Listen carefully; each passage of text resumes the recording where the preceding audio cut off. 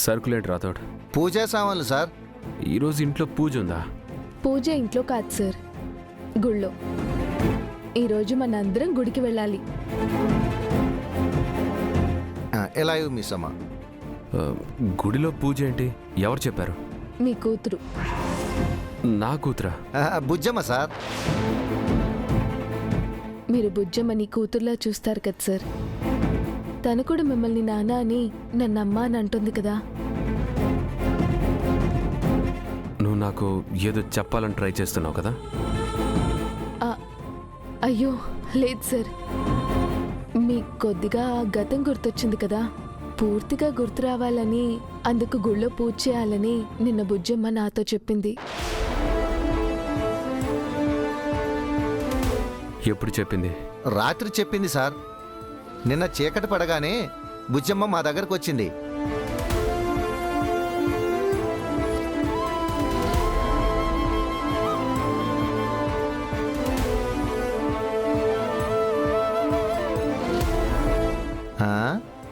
బుజ్జమ్మ ఎక్కడికి వెళ్ళావు?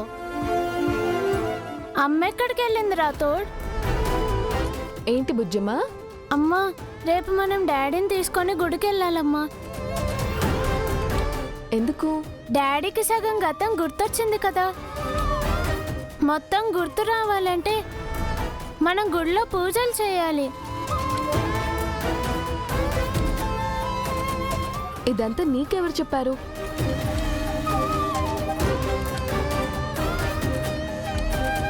మిస్సమ్మా, బుజ్జమ్మతో అరుంధతి మేడం చెప్పిస్తుందనుకుంటా.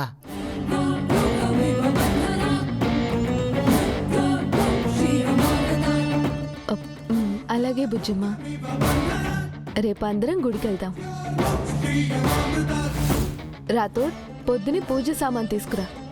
అలాగే మిస్సమ్మా. అదే సార్ జరిగింది. ఈరోజు గుళ్ళో పూజ చేయాలన్నది బుజ్జమ్మ కోరిక. మీరు కాదనకూడదు. సరే, రెడీ అవ్వండి, వెళ్దాం.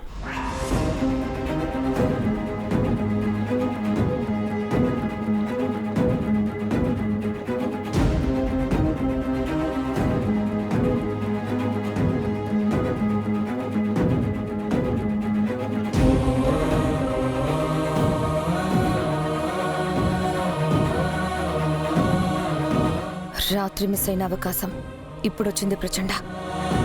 అందరూ గుడికి వెళ్తున్నారు. ఆ పిల్లని బయటకు తీసుకొచ్చి ఏదో ఒకటి చెయ్యొచ్చు. నువ్వు ఆ పిల్లని ఏమీ చెయ్యలేవు. నేను గుడిలోకి రాలేను. మరెలా?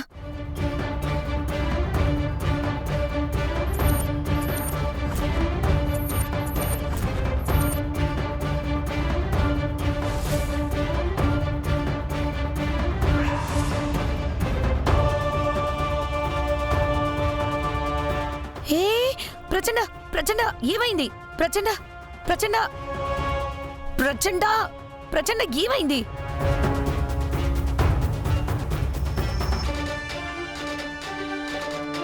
ప్రచండ,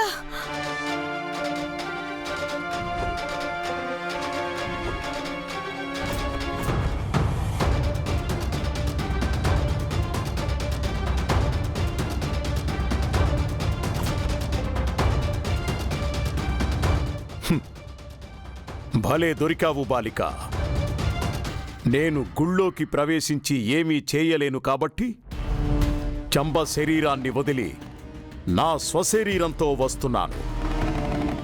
దారి కాచి మధ్యలో నిన్ను ఏకాకిని చేసి అంతం చేస్తాను. ఈరోజు నిన్ను ఏ శక్తి కాపాడుతుందో చూస్తాను.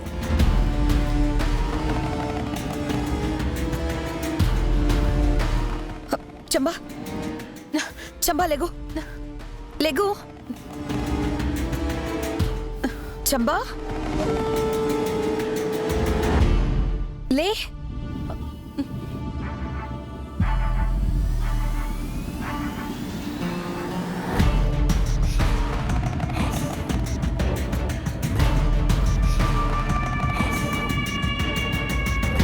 రూమ్లో వీళ్ళిద్దరు ఏం మాట్లాడుకుంటున్నారు?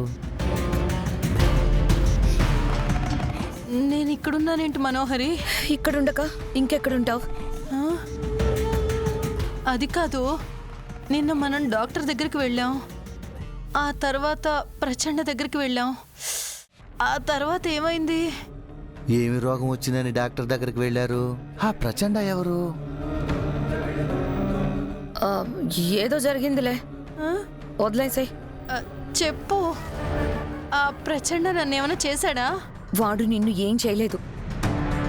వాణ్ణి మళ్ళీ ఈ ఇంటికి రావద్దు అని అమర్ చెప్పాడు కదా, అందుకని నీలో పరకాయ ప్రవేశం చేసి నీ రూపంలో ఈ ఇంటికొచ్చి ఇందాకే నీ శరీరం వదిలేసి వెళ్ళాడు. ఆ దొంగ స్వామి పేరు ప్రచండ. వాడు నిన్నటి నుంచి యాదమ్మ శరీరంలో ఉన్నాడా? ఏంటి? ప్రచండ ఈ ఇంట్లోకి రావడానికి నా ఒంట్లోకి వచ్చాడా? అది కూడా నాకు చెప్పకుండా, నా అనుమతి లేకుండా.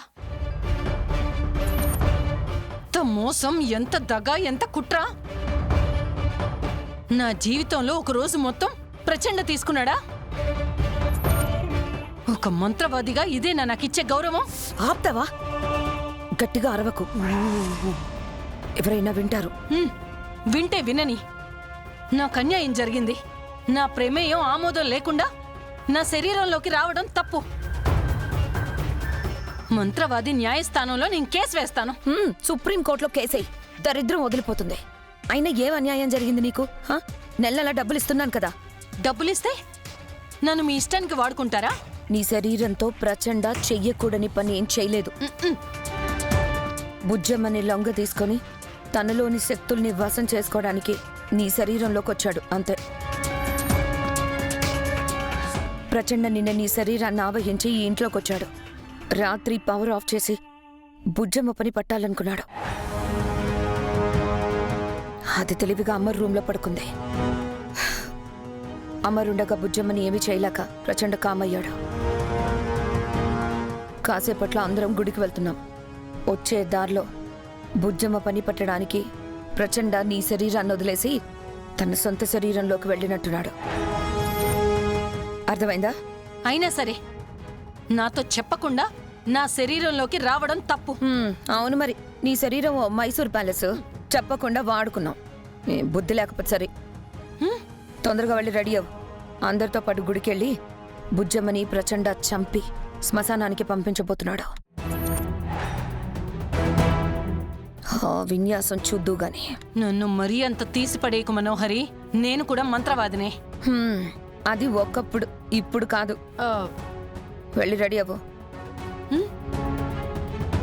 ఈ విషయం వెంటనే మిస్ అమ్మకు చెప్పి గుడికి వెళ్లకుండా ఆపాలి, లేదంటే బుజ్జమ్మకు ప్రమాదం.